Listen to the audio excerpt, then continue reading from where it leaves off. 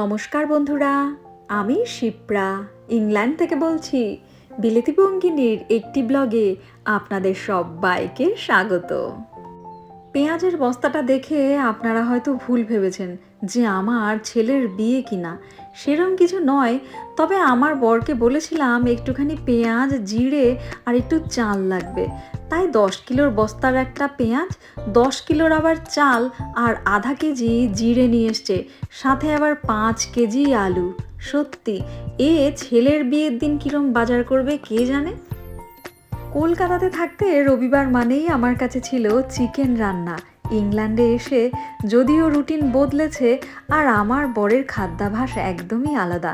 Indian খাবার কিছু রান্না করলে সে একদমই ভালোভাবে এনজয় করে না, তবুও পরোটাটা দেখেছি খুব ভালো পছন্দ করে। রবিবার দিন সে প্রায়ই দিন তার মায়ের কাছে চলে যায় সকালে পরোটা খেতে। আজকে আর যেতে দেইনি। আজকে বলেছি যে এত আলু এনেছো, ওই আলু দিয়েই তোমার আজকে পরোটা বানিয়ে দেব। তাই সকাল সকাল একটু ট্রাই করছি। 3টে আলুর খোসা ছাড়িয়ে সেইটাকে একটুখানি নুন দিয়ে সেদ্ধ করে নিয়েছি। আর সেদ্ধ করার সময় কিন্তু খুব বেশি করে সেদ্ধ করবেন না, মানে সেদ্ধ হয়ে যাবার পরেই নামিয়ে নিলে হবে। অনেকের আবার অভ্যেস থাকে না যে সেদ্ধ করার পরে জলে খানিকক্ষণ আলু রেখে দেয়। ওরম করলে কিন্তু আলুর মধ্যে না কেমন একটা জলা জলা ভাব চলে আসে, তাতে না ভালো টেস্ট লাগে না। তাই আলুটা সেদ্ধ হয়ে যাওয়ার পরেই আমি নামিয়ে নিলাম, আর সেটাই স্ম্যাশ করে নিয়েছি। আর তার মধ্যেই 2 হাতে সুন্দর করে পিষে দিয়ে দিয়েছি একটুখানি জোয়ান, কাসুরি মেথি, আর পরে দিলাম আমচুর পাউডার, জিরে গুঁড়ো, ধনে গুঁড়ো, আদা কুচি আর ধনে পাতা। একে একে সমস্ত মশলা আলুর সাথে হাত দিয়ে সুন্দর করে মিশিয়ে নিলাম। আর এই আলুটা কিন্তু শুধু হাত দিয়ে একটু নাড়াচাড়া করে নিলেই হবে, মানে একদম চটকে যেন মাখবেন না। আর তারপর কড়াইতে তেল গরম করে আমি পেঁয়াজ আর একটু লঙ্কা কুচি দিয়ে দিলাম। আর আমার শাশুড়িকে কিন্তু কোনো দিনও পেঁয়াজ ভেজে আমি এই আলুর পরোটার মধ্যে দিতে দেখিনি। এটা আমার একান্ত আপন নিজের রেসিপি। আজকের আমার এই আলুর পরোটাটা দারুণ টেস্টি হয়েছিল খেতে। কিন্তু আমি যেহেতু কোনোদিনই পরোটা বানাতে এক্সপার্ট নই, আর আমি নতুন করে শিখছি, তাই জন্য না টোটাল 3টে পরোটা বানিয়েছিলাম, বরের 2টো আর আমার একটা।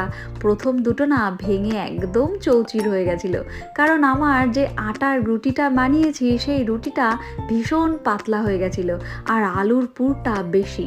আমার বর যেটা আমাকে খেয়ে বলল যে আলুর পুরটা দারুণ টেস্টি হয়েছে, তবে ওই আটার যে রুটিটা বানিয়েছি ওইটা আরেকটু মোটা বানাতে হবে, আর আলুর পুরটাও অত বেশি দেওয়া লাগবে না। তো আপনারাও যদি আমার রেসিপি দেখে বানান তবে এই 2টো জিনিস খেয়াল রাখবেন। এটা একদম পারফেক্ট হয়েছে। 2টো ভেঙে কেঁদে নে আমি সকাল দিয়ে, তারপরে এখন এটা আমার পারফেক্ট পরোটা। আমরা এখন চললাম হচ্ছে মেলায়। আর ওইটা না মেলাটা যেখানটায় হচ্ছে, রোজ দিন আমি ওখান থেকে অফিস যাই, যখন ওই বাসে করে ওখান দিয়ে যাই। আর আমার বরকে বলি কি ওখানটা আমার মেলায় নিয়ে যাবে, প্রতিবার বলবে কি হ্যাঁ নিয়ে যাবো, চিনতেই পারে না অ্যাড্রেস, কি অবস্থা। আর আমি আগের দিন না ভালো করে দেখে এসেছি লোকেশন, এবার এসে বলেছি আজকে বলে কি ঠিক আছে চলো। তো এখন যাচ্ছি। আর এই জামাটা না আমার ভীষণ পছন্দের একটা জামা, আর হচ্ছে এটা ইন্ডিয়া থেকে কেনা। আর এটা এটা দারুণ দারুণ পছন্দ। আর আমি চুলে আবার দেখুন ম্যাচিং করেছি। এখন যাবো, এখন উঠবো ওখানটা গিয়ে, দারুণ সুন্দর। আর এখন তো কটা বাজে, 8 o'clock, বাট এখনো দিন 10টা অবধি তো দিন থাকবেই। তো চলুন যাই।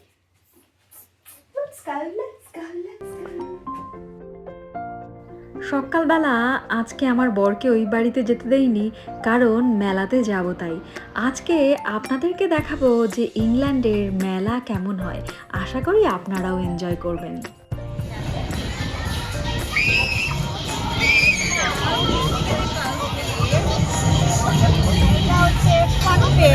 তো আমরা এখন এখানটায় যাচ্ছি, আর এটা হচ্ছে আমাদের এই পাশেই, একদমই পাশে, বাড়ির পাশে। তো সেইটা এখানটায়।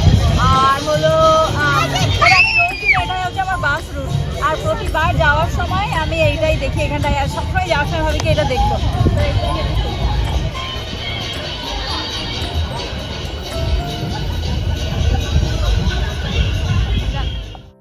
তো আজকে সকালবেলায় যখন পরোটা বানাচ্ছিলাম, সত্যি সত্যি প্রথম দুটো পরোটা ভাঙার পরে আমি কিচেনে দাঁড়িয়ে এই ভ্যাঁ ভ্যাঁ করে কাঁদছিলাম।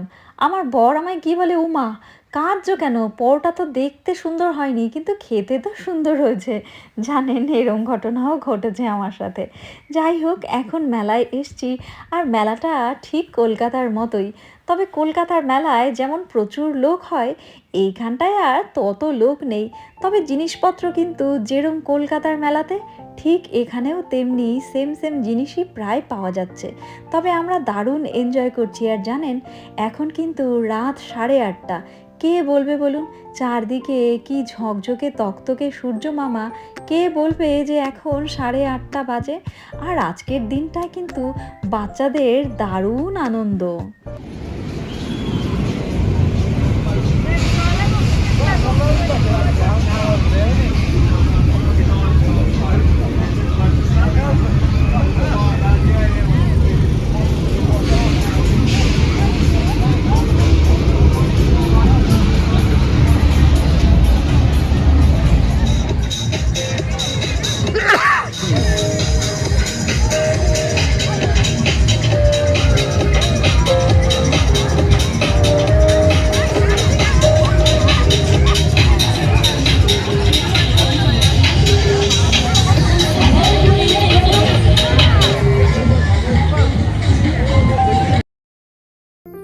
ইংল্যান্ডের বার্মিংহামের এই মেলার বর্ণনা করতে গিয়ে আজ ভাবছি মেলা সম্পর্কে কিছু বলা যাক। আজকের দিনের এই যে আধুনিক মেলা, পুরানো দিনে কিন্তু মেলা এরকম ছিল না। মানে আজকের দিনে যেরকম নাচ গান আচার অনুষ্ঠান, বিভিন্ন রকম এন্টারটেনমেন্টের জিনিস মেলাতে যোগ হয়েছে, আগে কিন্তু মেলা প্রধানত ওই কেনা বেচার উপরেই ডিপেন্ড করতো। মানে যেরকম বাজার সিস্টেম ছিল, ঠিক তেমনিভাবেই কোনো অনুষ্ঠান, সেই অনুষ্ঠানকে ঘিরে কেনা বেচাকেই বেস করে এই মেলা তৈরি হয়েছিল। আরও একটা দারুণ ইন্টারেস্টিং জিনিস বলি। আসলে আপনারা কখনো না কখনো লক্ষ্য করবেনই যে আমরা 4-5টা মানুষ একসাথে হলেই কত গল্প করি, কত আড্ডা মারি। আর পাড়ার চায়ের দোকান তো আড্ডা মারার মেন জায়গা। কখনো কখনো আড্ডা মেরে বাড়িতে ফেরার পরে বাবা মায়ের কাছে শুনতে হয়, বাবু কতটা টাইম পাড়াতে আড্ডা মেরেই কাটিয়ে দিলি। এইবার যদি আমি বলি যে এই ভাব আদান প্রদান, কথাবার্তা বলা, একসাথে মেলামেশা করা, মানে এরকম মেলা টাইপের জিনিস ক্রিয়েট করা, তার জন্যেই আজকে আমরা এখনও পৃথিবীর বুকে টিকে আছি। আসলে 3 লক্ষ বছর আগে যখন মানুষ তৈরি হয়েছিল, আমাদের সাথে কিন্তু মানুষের আরও কয়েকটা প্রজাতিও ছিল। তাদের মধ্যে প্রধান ছিল নিয়ান্ডারথাল, ডেনিসোভান, এই সব জাতিগুলোও কিন্তু ছিল। কিন্তু বিবর্তনের পথে তারা আস্তে আস্তে বিলীন হয়ে গেছে। জেনেটিক্যালি কিন্তু এখনও অনেক মানুষের জিনে সেই সব মানুষদের জিন আছে, কিন্তু তাদের সেই মেন ব্যাপারটাই নেই। আছে শুধু হোমোসেপিয়েন্স, মানে আমরা। আর আমাদের মধ্যে কিন্তু এই গুণটা ছিল বলেই আমরা এখনও টিকে আছি। আসলে তখন যখন লড়াই হতো, তখন আমরা হোমোসেপিয়েন্স আমরা একে অপরের সাথে কথা বলে ইশারাতে আমরা একসাথে একজুট হতে পারতাম, আর তার জন্যেই আমরা টিকে আছি। আর যে অন্য জাতিগুলো ছিল, তারা আস্তে আস্তে বিলীন হয়ে গেছে। এইবার আমি একদম বলবো না যে তারা একে অপরের সাথে কনভারসেশন আর কমিউনিকেশন করে উঠতে পারেনি বলেই তারা বিলীন হয়ে গেছে, সেটা একমাত্র কারণ নয়।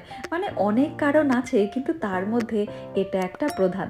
তাই এইবার যখন আপনি পাড়ার দোকানে বা বান্ধবীর সাথে আড্ডা মারবেন আর বাড়িতে গেলে কথা শুনতে হবে, তখন কিন্তু এই লজিকটা একদম জানিয়ে দেবেন। কি দারুণ তাই না, যে গল্প করা, কথা বলা, এইটা আমাদের এত বড় গুণ। যাই হোক বন্ধুরা, আবার মেলার রিয়েল লাইফে ফেরা যাক। এইবার আপনাদেরকে মেলার একটু সাউন্ড শোনাই। সত্যি মেলাতে এসছি, আর মেলার হুল্লোড়টা যদি আপনাদের কানে না যায় তবে কেমন লাগবে বলুন তো।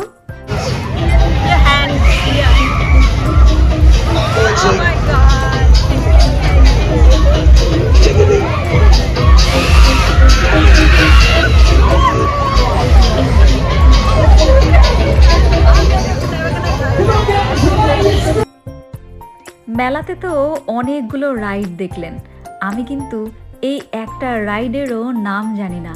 আসলে আমি খুব ভয় পাই, আমি খুব ভীতু। আমার বর আমায় রিকোয়েস্ট করলো যদিও এইসব জিনিসগুলো চড়ার, কিন্তু আমি একদমই সাহস করে উঠতে পারি না। আমি সত্যি আপনাদেরকে আগেও বলেছি যে আমি এইসব জিনিসগুলোতে ভয় পাই। আর আপনারা এইসব যেসব রাইডগুলো এখানটায় রয়েছে, এদের যদি নাম একটাও জেনে থাকেন, তবে আমাকে কিন্তু কমেন্ট বক্সে জানাবেন। কারণ আমি এর একটারও নাম জানি না। আর ওদিকে জানেন, আজকে তো আবার ফুটবল ম্যাচ। বাবা! আমার বরের এত ফুটবল নিয়ে পাগলামি, সেটা আপনাদের বাড়িতেও হয়তো আপনারা ফেস করছেন, তবে আমি কিন্তু ভীষণভাবেই ফেস করছি। আজকে মেলাতে এসে ভেবেছিলাম এখানে একটু আইসক্রিম খাবো, একটু ফুচকা খাবো, সেই সব খেয়ে দেয়ে বাড়িতে যাব। কিন্তু আমার বরের সে কি তাড়া ফুটবল খেলা দেখার। অগত্যা বাড়িতে ফিরতেই হবে। আর বিলেতি বঙ্গি নিয়েও আজকের ব্লগটা এখানেই রাখবে। পরের ব্লগে আবার নতুন কিছু নিয়ে হাজির হয়ে যাব। ততদিন সবাই ভালো থাকবেন, সুস্থ থাকবেন আর পরিবারের সব্বাইকে সুস্থ রাখবেন। Tata bye bye.